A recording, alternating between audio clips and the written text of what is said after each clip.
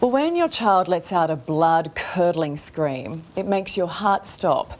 It happened to Clara when her 3-year-old was hit by a teen on an e-bike. She was left with huge medical bills because the rider took off.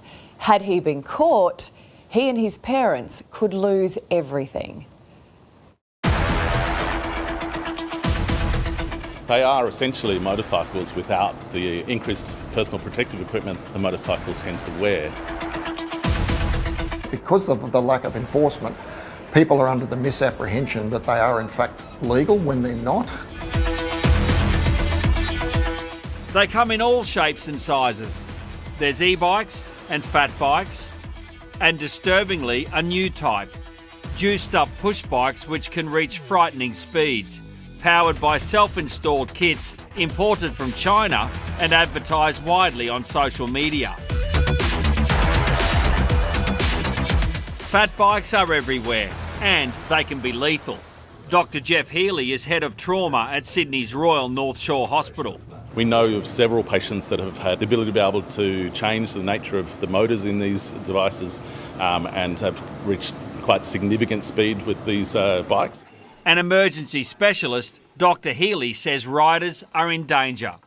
They are essentially a motor vehicle, and it comes with all of the particular types of injuries we see with motor vehicle accidents. They might be wearing thongs or flip-flops, they might be wearing shorts and tank tops. And so that means all that skin is exposed to the bitumen when they come off. Also the nature of the street furniture they're riding around, so we see significant injuries associated with curbs, roundabouts, poles and other sorts of vehicles.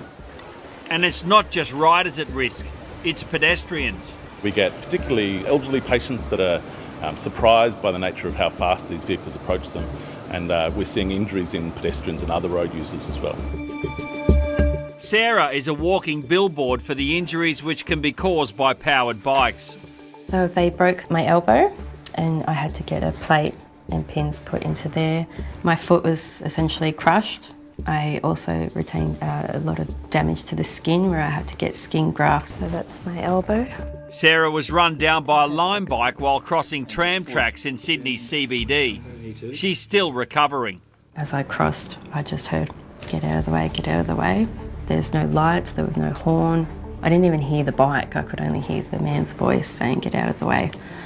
And that's when I was hit. Police investigations went nowhere, despite Sarah identifying 2 men.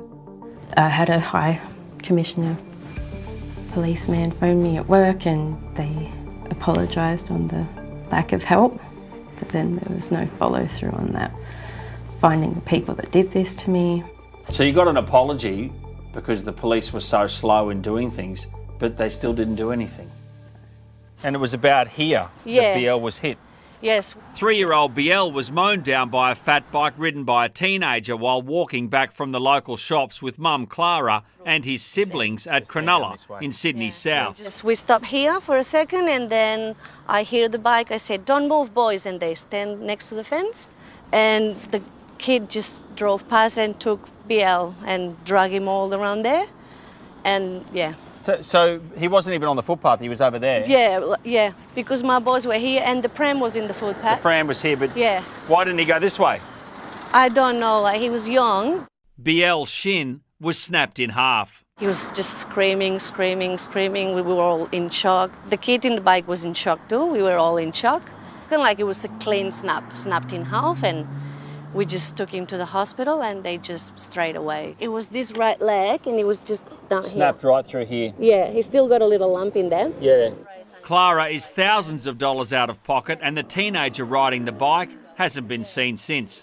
In the trauma industry, we tend to call these mangled limbs, and these mangled limbs can require multiple operations, long periods of time in hospital, significant issues with pain management, and then dysfunction that can be lifelong.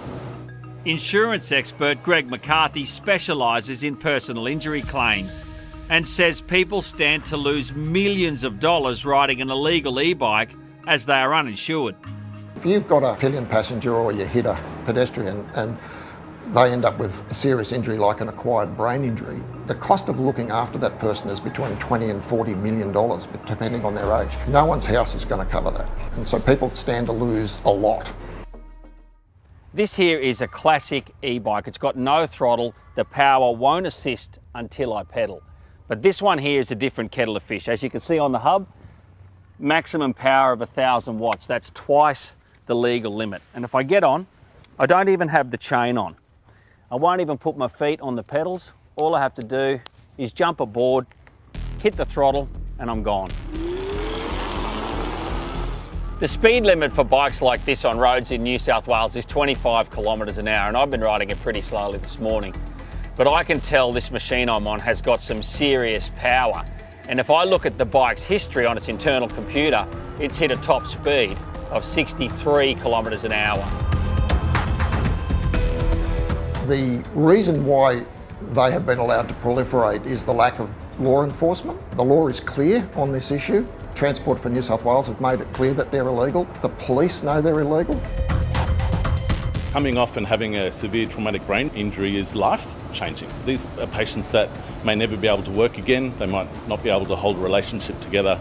Their family and parents might become carers for them. These bikes can pick up speed, and when you're on the other side of that, it's not very pleasant. They can be so scary. And so should there be an age restriction on e-bikes? Let us know your thoughts by scanning the QR code. And so far, the vast majority of people think an age limit of 16 should be introduced.